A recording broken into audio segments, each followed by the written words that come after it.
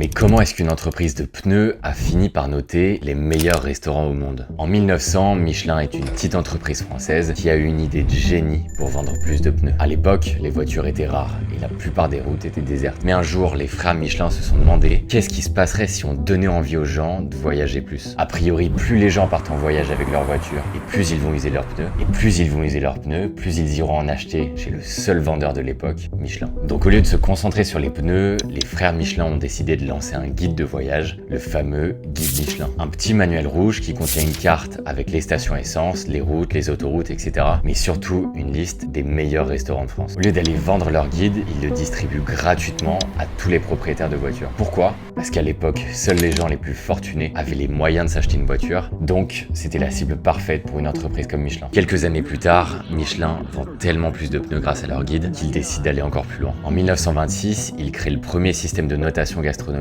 les fameuses étoiles Michelin. Au début, il n'y en avait qu'une seule, mais ils ont rapidement basculé vers le modèle actuel, 3 étoiles. Une étoile pour une très bonne cuisine dans sa catégorie qui mérite un arrêt, 2 étoiles pour une cuisine excellente qui mérite un détour, et 3 étoiles pour une cuisine exceptionnelle qui mérite un voyage. Et là, les gens adorent. Les gens adorent se déplacer dans toute la France pour tester les meilleurs restaurants. Les ventes de pneus explosent et plus d'un siècle plus tard, les étoiles Michelin font partie des plus hautes distinctions qu'un restaurant peut obtenir. Actuellement, il y a plus de 3500 établissements étoilés dans une quarantaine de pays et évidemment, notre très chère France est le pays le plus étoilé.